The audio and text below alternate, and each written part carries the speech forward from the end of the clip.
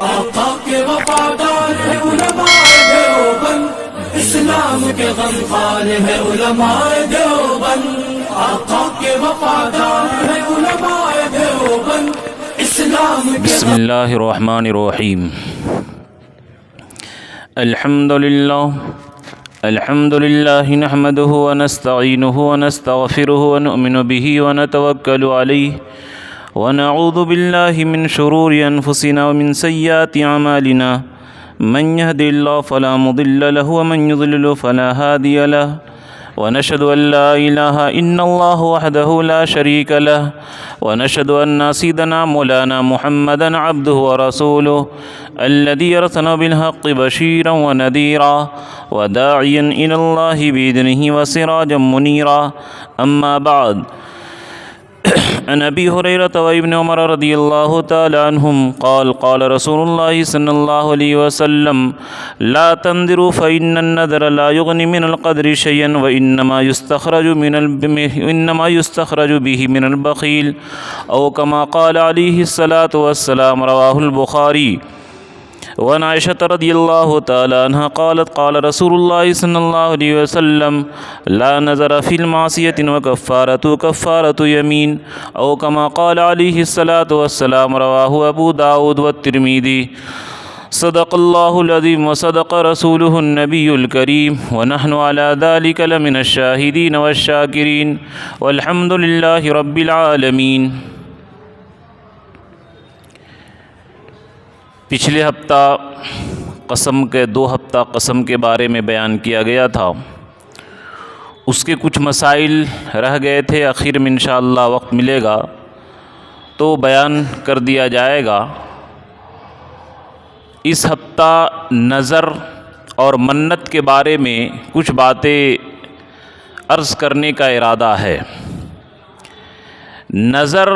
اور منت کہتے ہیں کہ جو چیز ہمارے اوپر واجب نہ ہو لیکن ہم اپنے اوپر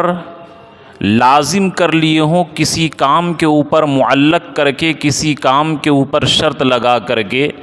اس کو نظر کہتے ہیں۔ اللہ کا حکم ہے وَلْيُوفُوا نُذُورَهُمْ، کہ اپنے نظر کو وہ لوگ پورا کریں۔ نظر ماننے کے لیے پہلی شرط یہ ہے کہ جس چیز کی نظر اور منت مانے گناہ کے قبیل سے نہ ہو۔ جیسے نعوذ باللہ کوئی آدمی یہ نظر مانے کہ میرا فلاں کام ہو گیا تو 1 بوتل شراب پیوں گا، یہ نظر ماننا حرام ہے۔ جیسا کہ خطبہ میں نے حدیث بھی پڑھا، لا نظر فی معصیۃ، کہ گناہ کے کام میں نظر نہیں ہے۔ اگر کوئی آدمی نعوذ باللہ اس طریقے سے حرام کام میں کہ فلاں کام ہو گیا تو ناچ نچواؤں گا، شراب پیوں گا، جوا کھیلوں گا، نعوذ باللہ اور بھی گناہ کے کام میں نظر مانے تو یہ جائز نہیں ہے، حرام ہے، اس کو پورا کرنا نہیں ہے۔ دوسری شرط یہ ہے کہ وہ نظر عبادت کے قبیل سے ہو، عبادت کے جنس سے ہو۔ اس مسئلے کو غور سے سمجھیے، فتاوی عالمگیری کے اندر یہ شرائط لکھے ہیں۔ پہلی شرط یہ ہے کہ وہ گناہ کے کام میں سے نہ ہو، دوسری شرط یہ ہے کہ وہ عبادت کے قبیل سے ہو، عبادت کے جنس سے ہو، وہ کام عبادت میں شمار کیا جاتا ہو۔ لہذا جتنے بھی کام، جیسے اس زمانے کے اندر لوگ جہالت اور ناعلمی کی وجہ سے نظر مانتے ہیں کہ اے اللہ میرا فلاں کام ہو گیا تو فلاں بزرگ کے قبر پر چادر چڑھاؤں گا، یہ نظر ماننا حرام اور ناجائز ہے، کیونکہ چادر چڑھانا یہ عبادت شریعت میں ہے ہی نہیں۔ اسی طرح کوئی آدمی اور نظر و نیاز چڑھانے کا گناہ کا کام مانے، یعنی یہ اصول اور رول اپنے ذہن میں بیٹھا لیجئے کہ نظر ایسی چیزوں کی مانی جاتی ہے جو شریعت میں عبادت ہو، اور جو شریعت میں عبادت نہ ہو اس کی نظر ماننی جائز نہیں ہے۔ تیسری شرط یہ ہے کہ وہ عبادت آپ پر اور ہمارے اوپر واجب نہ ہو۔ اب اگر کوئی آدمی کہے کہ یا اللہ فلاں کام ہو گیا تو ظہر کی نماز پڑھوں گا، ارے وہ کام ہو یا نہ ہو تو ظہر کی نماز تو پڑھنی پڑے گی۔ اب بیوقوف کہے کہ یا اللہ فلاں کام ہو گیا تو اس سال زکوٰۃ نکالوں گا، چاہے وہ کام ہو یا نہ ہو تو زکوٰۃ نکالنی پڑے گی۔ روزہ رکھنے کی تو چاہے وہ کام ہو یا نہ ہو روزہ رکھنا پڑے گا۔ تو بہرحال نظر ماننے کے لیے 3 شرط ہے۔ پہلی شرط یہ ہے کہ وہ گناہ کے کام میں سے نہ ہو، دوسری شرط یہ کہ وہ چیز عبادت کے قبیل اور جنس سے ہو، تیسری شرط یہ ہے کہ وہ عبادت واجب نہ ہو۔ اگر یہ 3 باتیں پائی جائے تب اس چیز کی نظر ماننی جائز ہے، ورنہ نظر اور منت ماننی جائز نہیں ہے۔ اب بعض لوگوں کو یہاں پر دھوکہ ہوا، بعض لوگوں نے کہہ دیا کہ شریعت میں نظر کی کوئی چیز ہے ہی نہیں ہے، منت ماننا کوئی چیز ہے ہی نہیں ہے۔ منت ماننا ایسا ہے گویا جیسا اللہ کے رشوت اور سود دینا ہے، یہ اللہ کو رشوت اور گھوس دینا ہے۔ ان بعض لوگوں کو غلط فہمی ہو گئی۔ اس لیے میں بار بار کہا کرتا ہوں کہ حدیث کو سمجھنا غلامان رسول اور محدثین کی نظر سے سمجھیے، اور جو جدید طبقے جن کی داڑھی نہیں اور جو انگریزوں کے پیداوار ہیں اور ان کے نظر سے سمجھیے گا تو دھوکہ لگے گا۔ جو میں نے خطبہ میں آپ کے سامنے حدیث پڑھی کہ اللہ کے نبی صلی اللہ علیہ وسلم فرمائے لا تنظروا فإن النظر لا یغنی من القدر شیئا، کہ نظر نہ مانا کرو اس لیے کہ نظر تقدیر کی کوئی چیز کو بدل نہیں سکتی ہے۔ یہاں پر اس حدیث کو اچھی طریقے سے سمجھیے۔ اگر آپ یہ کہیں ڈائریکٹ کہ حدیث یہ نظر ماننا ناجائز ہے تو یہ ڈائریکٹ اللہ کے رسول سے مقابلہ ہو گیا کہ اللہ کے رسول کریں کہ نظر ماننا جائز ہے، اور آپ ڈائریکٹ یہ کہیں کہ نظر ماننا ناجائز ہے تو یہ اللہ کے رسول سے مقابلہ ہو گیا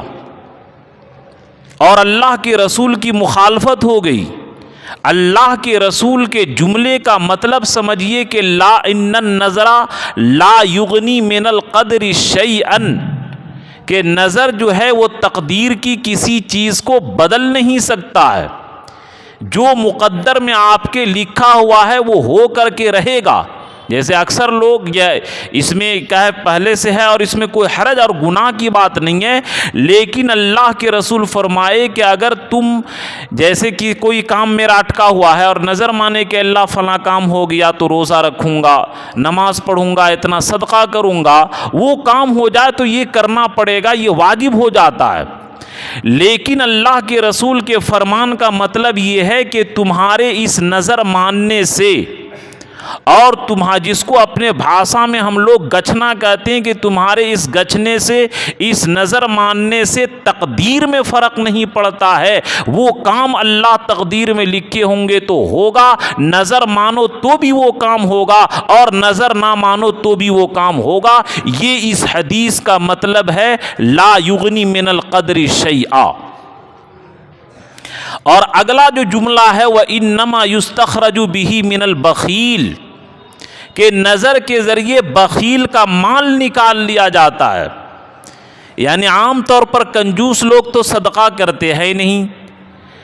اب کنجوس آدمی جو ہے اس کا یہ کام پورا ہو گیا تو اب اس کے مال کو صدقہ کرنا، جس چیز کی نظر مانا تھا اس کو پورا کرنا واجب ہے۔ تو اس بہانے بخیل، جیسے کہ کسی نے کہا کہ اللہ فلاں کام ہو گیا تو ایک جانور صدقہ کروں گا، اب ایسے جانور تو غریبوں کو کھلاتا نہیں لیکن اس کا کام ہو گیا تو اس بخیل کے مال کو نکالنے کا ایک ذریعہ ہو گیا۔ تو اس حدیث سے پتہ یہ چلا کہ اللہ کے رسول کے نزدیک نظر مان کر کے اللہ کے راستے میں صدقہ کرنے سے بہتر ہے کہ بغیر نظر مانے ہوئے اس کام کے لیے صدقہ کیا جائے۔ یہ اللہ کی اس حدیث کا مطلب جو میں نے سمجھا اور آپ لوگ بھی سمجھ رہے ہوں گے کہ اللہ کے رسول کے نزدیک پسندیدہ چیز یہ ہے کہ جیسے میرا فلاں کام لٹکا ہوا ہے، کوئی آدمی بیمار ہے، تو یہ نظر ماننے کے بجائے کہ اللہ اگر یہ بیمار ٹھیک ہو گیا تو میں یہ صدقہ کروں گا، بہتر یہ ہے کہ انما الصدقۃ تطفئ البلاء، کہ صدقہ جو ہے اللہ بلا کو مصیبت کو ٹالتی ہے، وَتُسْخِطُ غَضْبَ الرَّبِّ اور اللہ کے غصہ کو ٹھنڈا کرتا ہے، نظر ماننے سے بہتر یہ ہے کہ آدمی پہلے ہی مرحلے میں صدقہ کرے، یہ اللہ کے رسول کو زیادہ پسند ہے۔ یہ حدیث کا مطلب ہے۔ تو بعض لوگوں نے، کئی لوگوں نے مجھ سے پوچھا کہ دیکھیے کیا شریعت میں نظر کا ثبوت ہے یا نہیں؟ میں نے کہا ہے، قرآن میں بھی ہے، حدیث میں ہے۔ تو لوگوں نے سمجھا نہیں تھے۔ حدیث کا انکار مت کیجیے کہ اپنے آپ کو حدیث کے ٹھیکیدار کہہ کر کے کہ ہم حدیث کو علم ہیں، بالکل یہ حدیث سے یتیم ہیں بیچارے ایسے لوگ جو اس طریقے سے بہکی بات کرتے ہیں، اور مجھے غصہ اور جلال اسی لیے آتا ہے۔ آٹومیٹک ہے کہ ایک ڈاکٹر کے پاس آپ جائیے اور آپ کو ڈاکٹری کا علم نہیں ہے، اور آپ ڈاکٹر کے سامنے اپنی قابلیت بگھاریے کہ یہ ایسے دوا ہے ایسے دوا ہے، آٹومیٹک آپ کو غصہ آئے گا، ڈاکٹر کو غصہ آئے گا۔ یا آپ مستری ہیں اور ایک آدمی غیر مستری ہے، وہ آپ کے سامنے ڈائریکشن دے تو غصہ آئے گا ہی۔ تو میرا جو جلال چڑھتا ہے اور غصہ جو آتا ہے اس بات کے اوپر کہ حدیث ہم پڑھے، آپ کو ایک حدیث کا ترجمہ یہ بغیر اردو کتاب دیکھے نہیں کر سکتے ہیں، اور حدیث جاننے کا دعویٰ اور اس طریقے سے حدیث کا نام لے کر کے حدیث کا انکار، یہ علماء امت برداشت نہیں کریں گے۔ آپ کو جتنا علم ہے اپنے حدود میں رہیے، اور اس طریقے سے حدیث کا انکار مت کیا کیجیے۔ تو بہرحال تم یہ بھی مسئلے کو بیان کرنا ضروری تھا تاکہ بعض لوگوں کے ذہن میں جو غلط فہمی ہوئی ان کو یہ سمجھایا جائے۔ اب نظر جو ہے، جو میں نے حدیث بیان کی، جو پہلی شرط بیان کیا کہ نظر وہ جائز چیز کی ہو، چنانچہ بخاری شریف کے اندر یہ روایت مروی ہے، من نظر ان یطیع اللہ فلیطعہ ومن نظر ان یعصیہ فلا یعصیہ، کہ جو آدمی اللہ کی اطاعت کی نظر مانے تو چاہیے کہ اس کو وہ پوری کرے، اور جو گناہ کی نظر مانے تو چاہیے کہ وہ گناہ کا نظر پوری نہ کرے بلکہ اس سے رک جائے۔ جیسے نعوذ باللہ کسی نے کہا کہ میرا فلاں کام ہو گیا تو چادر چڑھاؤں گا، فلاں کام ہو گیا تو یہ نیاز کراؤں گا، فلاں کام ہو گیا تو یہ میلاد کراؤں گا، یہ شریعت کے اندر عبادت ہے ہی نہیں، ان چیزوں سے رک جائے۔ اور مسلم شریف کے اندر ہے، لا وفاء لنظر فی معصیۃ ولا فی ما یملک العبد، کہ جو آدمی کسی گناہ کی نظر مانے اس کو پورا کرنا نہیں ہے، اور اسی طرح دوسرے کے سامان میں نظر ماننا جائز نہیں ہے۔ جیسے مثال دیے کہ غلام کہے کہ اے اللہ میرا فلاں کام ہو گیا تو اپنے آقا کے مال میں سے 1,00,000 روپیہ خرچہ کر دوں گا، یہ نظر ماننا بھی جائز نہیں ہے۔ اپنی ملکیت اور اپنے جائیداد اور اپنی چیز میں نظر ماننی جائز ہے، دوسرے کی جائیداد میں نہیں۔ آپ ایک اسٹاپ رکھیں اور اسٹاپ نے کہا کہ میرا فلاں کام ہو گیا تو میں اپنے آنر کے دکان سے 10,000 روپیہ صدقہ کروں گا، یہ نظر ماننا ہی غلط ہے۔ اپنی ملکیت میں اور اپنی کمائی کے اندر نظر ماننا اور منت ماننا جائز ہے، دوسرے کی کمائی میں، دوسرے کے سامان میں منت اور نظر ماننا جائز نہیں ہے۔ اب یہاں پر یہ بھی بات سمجھ لیجئے کہ اگر نعوذ باللہ کوئی آدمی غلطی سے، ناعلمی میں، جہالت کی وجہ سے حرام چیز کی کوئی قسم کھا لیا کہ اللہ میرا فلاں کام ہو گیا تو چادر چڑھاؤں گا، جیسے کہ امت ابھی یہ کر رہی ہے، یا فلاں کام ہو گیا تو نعوذ باللہ یہ گناہ کا کام کروں گا، اور وہ کام ہو گیا تو کیا وہ نظر کو پوری کرے گا؟ نہیں پوری کرے گا، بلکہ مسلم شریف کے اندر یہ روایت موجود ہے، کفارۃ النظر کا کفارۃ الیمین، کہ نظر اور منت کا کفارہ ایسی ہی ہے جیسے کہ قسم کا کفارہ۔ جیسے کہ پچھلے جمعہ بیان کیا جا چکا ہے کہ قسم کا کفارہ یہ ہے کہ اگر وہ آدمی غلام کا مالک ہو تو غلام آزاد کرے، اور غلام نہ ہو تو 10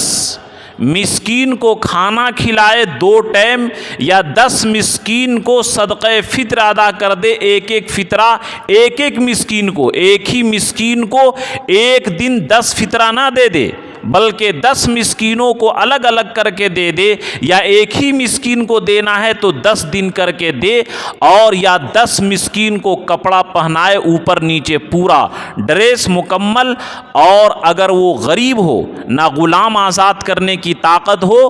اور نہ کھانا کھلانے کی طاقت ہو، نہ کپڑا پہنانے کی طاقت ہو، تو اس کے لیے ہے 3 دن لگاتار اور مسلسل روزہ رکھنا۔ اب اگر کوئی آدمی نظر مانا تھا کہ اللہ میرا فلاں کام ہو گیا، چادر چڑھاؤں گا، اب اس کو مسئلہ معلوم ہو گیا کہ یہ چادر چڑھانا جائز نہیں ہے، تو اس کے لیے ضروری ہے کہ غلام تو نہیں ہے، یا تو 10 مسکین کو 10 غریبوں کو کپڑا سلا کر کے پہنائے، یا پھر 10 مسکینوں کو کھانا کھلائے، اور اگر غریب ہو تو 10 یہ 3 دن روزہ رکھے لگاتار، یہ مسئلہ ہے اس کا۔ اب اگر کوئی آدمی ایسی چیز کی نظر مانے جس کو پورا کرنے کی طاقت نہیں ہے تو اس کا حل کیا ہے؟ چنانچہ بخاری شریف کے اندر یہ روایت موجود ہے۔ حدیث کا مفہوم ہے کہ اللہ کے رسول صلی اللہ علیہ وسلم ایک مرتبہ صحابہ کے سامنے بیان فرما رہے تھے،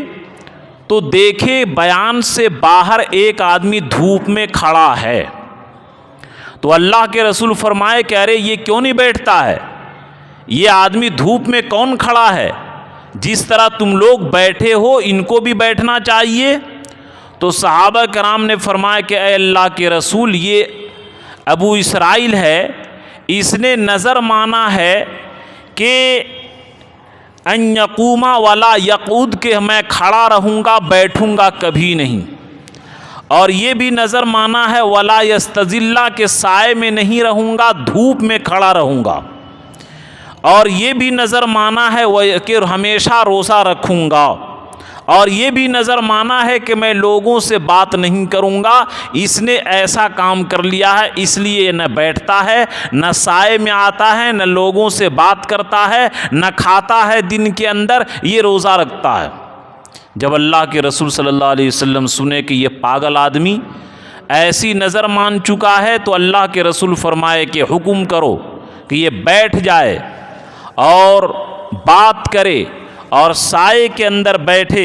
اور یہ روزہ رکھے، اور یہ قسم کا کفارہ، یہ نظر کا جو ہے کفارہ دے دے، یعنی جو قسم کا کفارہ ہے وہ کفارہ ادا کر دے۔ تو اس حدیث سے یہ مسئلہ ثابت ہوا کہ اگر کوئی آدمی، یا اسی طریقے سے اور بھی روایت ہے بخاری اور مسلم دونوں کے اندر، کہ ایک بوڑھا کو اللہ کے رسول صلی اللہ علیہ وسلم دیکھے کہ لوگ اس کو کھڑا کر کے اور پیر کے بل گھسیٹتے ہوئے لے جا رہے ہیں، تو اللہ کے رسول فرمائے کہ ارے بیٹو تم لوگ ایسا کیوں کر رہے ہو؟ تو لوگ، ان کے بیٹوں نے کہا کہ اے اللہ کے رسول، اس نے نظر مانا ہے کہ میں اسی طریقے سے حج کرنے جاؤں گا۔ تو اللہ کے رسول فرمائے کہ اللہ تعالیٰ غنی ہے اس بات سے کہ تم کو اس طریقے سے تکلیف دے، اس لیے سواری کے اوپر حج کرو اور یہ تم قسم کا کفارہ دے دو۔ اسی طریقے سے حضرت عقبہ ابن عامر رضی اللہ تعالیٰ عنہ کی بہن،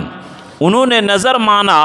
میں اللہ کے لیے حج کروں گی پیدل۔ اب ظاہر بات ہے کہ پیدل حج کرنا یہ بڑا مشکل کام ہے، تو اللہ کے رسول کے پاس مسئلہ آیا کہ اللہ کے رسول انہوں نے جہالت کے اندر اس طریقے سے نظر اور منت مانا ہے، اب کیا ہوگا؟ تو اللہ کے رسول فرمائے کہ حکم کرو کہ یہ پیدل نہیں بلکہ سواری کے اوپر جا کر کے حج کرے اور اپنے قسم کا کفارہ دے دے، اگر وسعت ہے تو جانور بھیج دے، اور اگر وسعت نہیں ہے تو جانور کی جگہ ہدی، یعنی جس طریقے سے جس کے ذمے جانور ہے وہ یا تو یہ قربانی کے لیے جانور بھیج دے جو حرم کے اندر ذبح کیا جائے گا، اور جس کے اندر یہ طاقت نہ ہو تو وہ 3 دن روزہ رکھ لے، اس کا بدل ہو جائے گا۔ تو بہرحال ان حدیثوں سے یہ مسئلہ معلوم ہوا کہ اگر نعوذ باللہ کوئی آدمی غفلت میں، جہالت میں ایسے کام کی نظر مان لیا جو اس کے طاقت سے باہر کی بات ہو، اس کے کرنے کی طاقت نہ ہو، تو فرمائے کفارتہ کفارۃ الیمین، کہ اس کا وہی کفارہ ہے جو قسم کا کفارہ ہے، قسم کا کفارہ دے دے اور اپنی نظر کو پوری کر لے، تو اس طریقے سے اس کی نظر پوری ہو جائے گی۔ اور اس کے اندر مسئلہ وہی ہے، جس طرح قسم توڑنے سے پہلے کوئی آدمی قسم کا کفارہ دے اور بعد میں قسم توڑے تو دوبارہ اس کو قسم کا کفارہ دینا پڑے گا، اسی طریقے سے کوئی آدمی نظر اور منت مانے اور نظر پوری ہونے سے پہلے وہ کام کر لے، وہ چیز ادا کر لے، اور پھر بعد میں اس کی نظر پوری ہوئی تو دوبارہ اپنی نظر کو پوری کرنی پڑے گی۔ یہ پوری ہونے کے بعد، جس طرح نماز وقت ہونے کے بعد پڑھتے ہیں، رمضان کا روزہ رمضان شروع ہونے کے بعد رکھتے ہیں، اسی طریقے سے نظر جو پوری کی جاتی ہے وہ نظر پوری ہونے کے بعد اس کو پوری کی جاتی ہے، نظر پوری ہونے سے پہلے نہیں کی جاتی ہے۔ ایک روایت کے اندر ہے، اللہ کے رسول صلی اللہ علیہ وسلم نے تمام چیزوں کا حل بیان کیا ہوا، قربان جائیے اللہ کے رسول کے اوپر، کہ معلوم تھا کہ میری امت کے اندر یہ مسائل آئیں گے۔ چنانچہ یہ روایت ابو داؤد اور ابن ماجہ دونوں کے اندر یہ روایت موجود ہے۔ ابن عباس رضی اللہ تعالی عنہما سے غور سے اس حدیث کو سنیے، من نظر نظرا لم یسمیہ فکفارتہ کفارۃ یمین، ایک آدمی نے نظر مانا اور نظر ماننے کے اندر صرف اس نے یہ کہا کہ اے اللہ میرا فلاں کام ہو گیا تو میں نظر پوری کروں گا، منت پوری کروں گا، لم یسمیہ، کیا دے گا کیا کرے گا یہ طے نہیں کیا، صرف اتنا کہا کہ میرا گھر بن جائے تو میں نظر پوری کروں گا، منت پوری کروں گا، یا لڑکی کی شادی ہو جائے تو منت پوری کروں گا، لیکن طے نہیں کیا، کلیئر نہیں کیا کہ یہ کام تمہارا ہو جائے گا تو کیا نظر پوری کرے گا، یہ اس نے کلیئر نہیں کیا، تو اللہ کے رسول فرمائے کفارتہ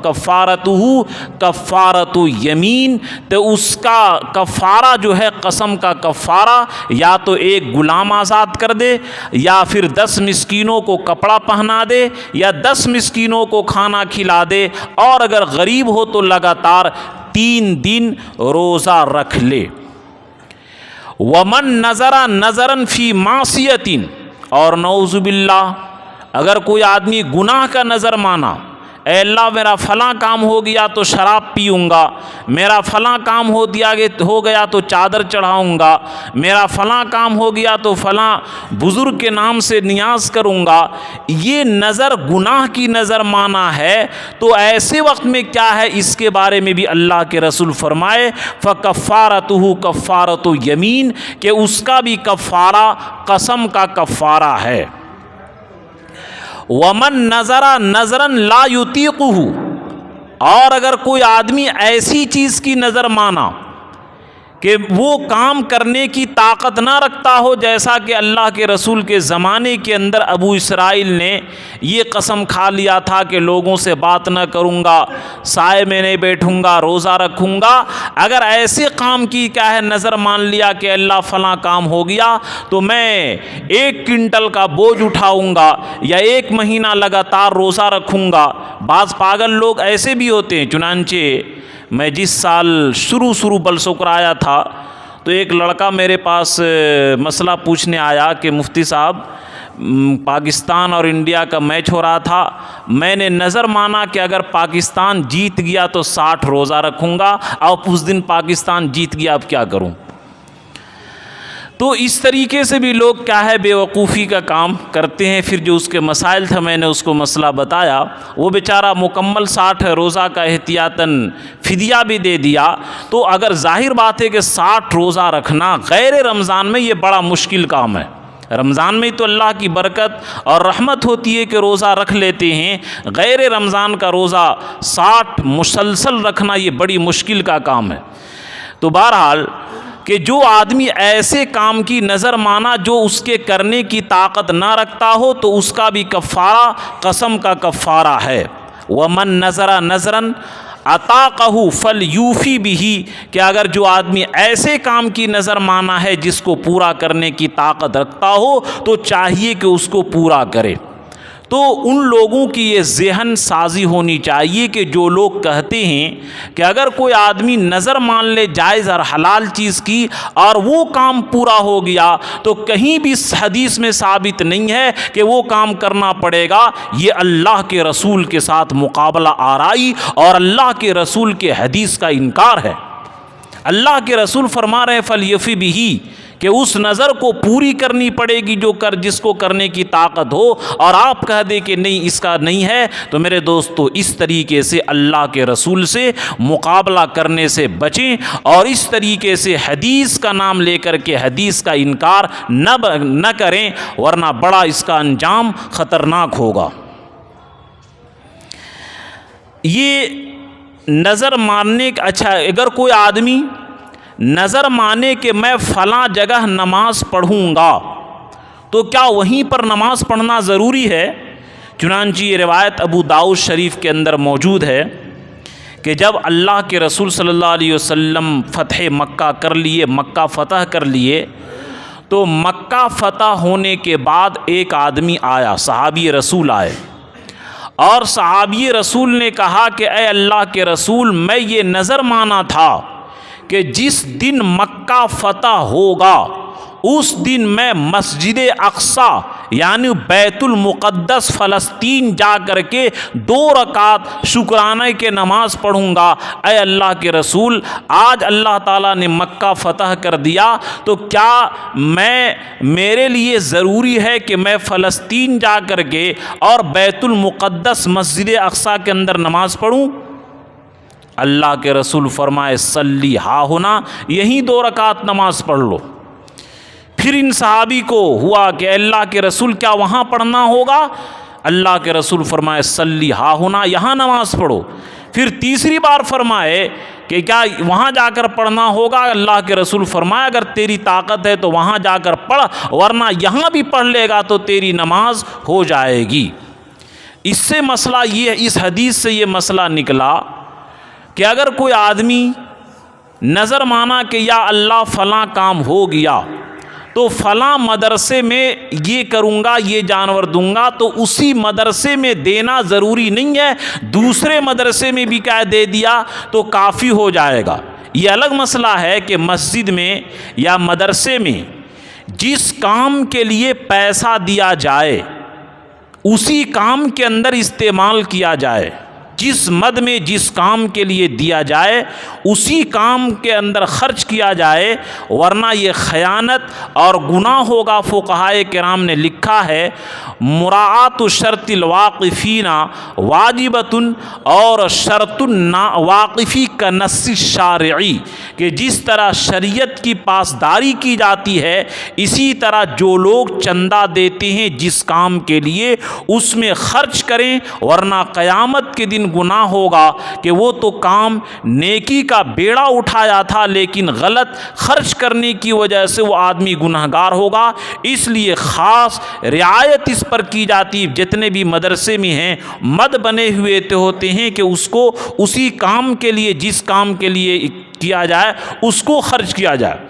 لیکن یہ الگ مسئلہ ہے کہ اگر کسی نے نظر مانی کہ اللہ فلاں کام ہو گیا تو فلاں شہر میں نماز پڑھوں گا، فلاں شہر میں صدقہ کروں گا، فلاں مدرسے میں دوں گا، یا فلاں جگہ دوں گا، فلاں غریب کو دوں گا، اسی غریب کو دینا اور اسی میں ضروری نہیں ہے بلکہ دوسرے مدرسے میں بھی اور دوسری جگہ بھی خرچ کر دیا جیسا کہ اس حدیث میں اللہ کے رسول فرمائے تو اس کا وہ کام پورا ہو جائے گا، اس کا وہ نظر پورا ہو جائے گا۔ اس لیے اس میں اتنی تنگی نہیں ہونی چاہیے اور اس میں اتنا پریشان نہیں ہونا چاہیے۔ اللہ کے رسول صلی اللہ علیہ وسلم نے تمام مسائل کو بیان کر دیا ہے، جیسا کہ میں بار بار کہتا ہوں کہ قرآن پاک نے جو کہا تبیانا لکل شیء، کہ شریعت کے اندر قرآن اور حدیث کے اندر تمام چیزوں کا بیان ہے، یعنی انہی چیزوں سے یہ مسائل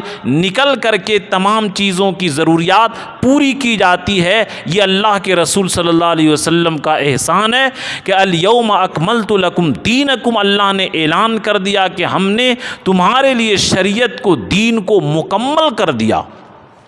ہم یتیم نہیں ہیں، کوئی بھی ایسا موقع نہیں ہے جہاں پر اللہ کے رسول نے ہمیں رہنمائی نہ کی ہو۔ یہ الگ بات ہے کہ لوگ سمجھتے ہیں کہ روزہ، نماز، ان چیزوں کے اندر شریعت کی رہنمائی ہے، اور شادی بیاہ کے موقع پر کوئی بھول کر کے بھی مسئلہ نہیں پوچھتا ہے کہ کیا ہے کہ مفتی صاحب کے شادی کس طریقے سے کریں، کوئی بھول کر کے بھی مسئلہ نہیں پوچھتا ہے۔ وہ سوچتی ہیں کہ شادی بیاہ کے اندر اللہ کے رسول کی رہنمائی ہے ہی نہیں ہے، نعوذ باللہ اپنے امت نے اپنے عمل سے اس کا اظہار کیا ہے، اور کر رہے ہیں کہ شادی بیاہ پر کوئی بھی شاید کوئی پوچھ لے جو دیندار لڑکے ہوں، ورنہ 99% لوگ کہیے تو شادی بیاہ میں کون خود کیا ہے تجربہ کرے کہ جو لوگ آپ بیٹا بیٹی کو شادی کیے ہیں، کسی عالم اور مفتی سے جو آپ مسائل دیگر چیزوں میں پوچھتے ہیں، کیا کبھی آپ نے پوچھا؟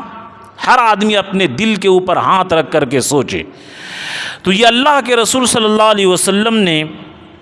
تمام چیزوں کے مسائل کو بیان کیا ہے۔ یہ نظر کے بارے میں آپ کے سامنے چند باتیں آ گئی۔ نظر کا حاصل یہ نکلا کہ جو میں نے بتایا کہ نظر ماننے کے لیے شرط یہ ہے کہ پہلی چیز یہ ہے کہ گناہ کے کام میں سے نہ ہو،